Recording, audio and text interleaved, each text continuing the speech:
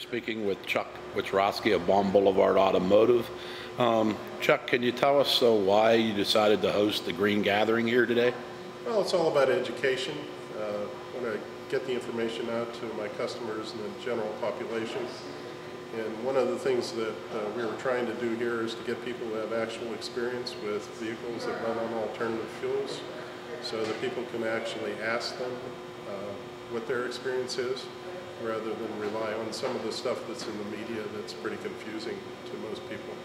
And Chuck, I know from some of the future information that Baum Boulevard had, I noticed you have an electric charging station outside. You sell B100 here, and you also work on some of the alternative fuel and electric vehicles. Can you tell us a little bit about that? Well, one of the things that we strive to do is to do what we can. And over the years, we've looked at certain things and made some decisions to follow a pathway to make things more sustainable and to help in general how much our industry impacts the environment.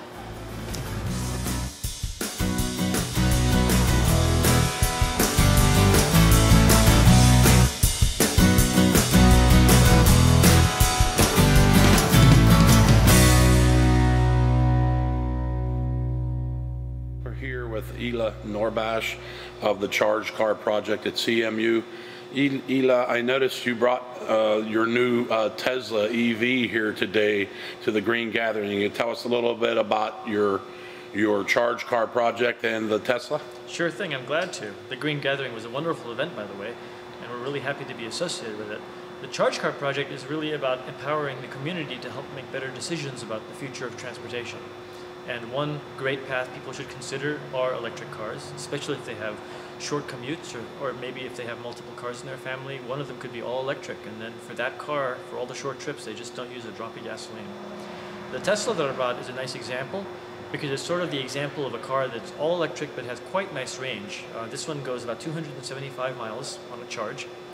And you know, that's far enough for probably 95% of all commuters in the Pittsburgh region. And it's far enough to go on short trips. So from here, you could go to Ligonier, you could go to Idlewild, or you can go to the airport and beyond, go hiking and come back, and do all that without even charging midway. So it's a nice point of comparison for people. And along with the number of charging stations that we're putting in, you see electric cars and plug-in electric hybrid vehicles really moving forward in this area? That's a great point. We are putting in more and more infrastructure. And the exciting part is that I already see electric cars as being a very practical, useful thing for certain niche activities like commuting to work and back and going shopping. And in fact, they're only getting more practical every year. They're going to have better range. And as we put in charging infrastructure, they're going to be even more capable of taking us further and further. So we're at the leading edge of a revolution in transportation. And it's important for the public to be aware of that.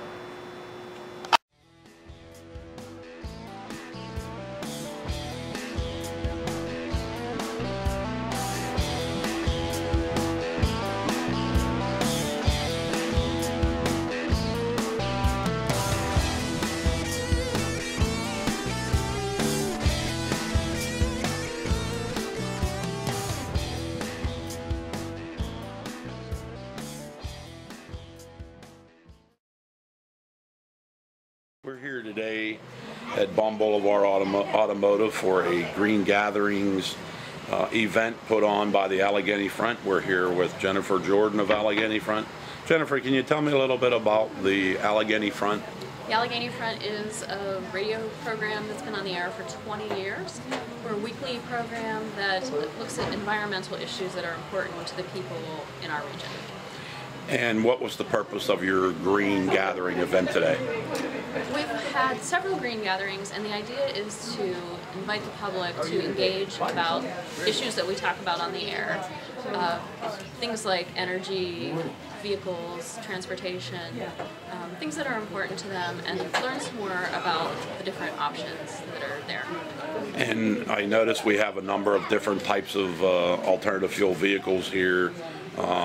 And so I assume you're trying to educate the public on all the different green options. Yes. Do you want me to say? Go ahead. Okay. Yes. we are learning alongside the public that there are multiple options, I guess, on the path to fewer greenhouse gas emissions in the atmosphere, and so we've brought in some experts to teach us and teach the public. Okay, thank you. Okay.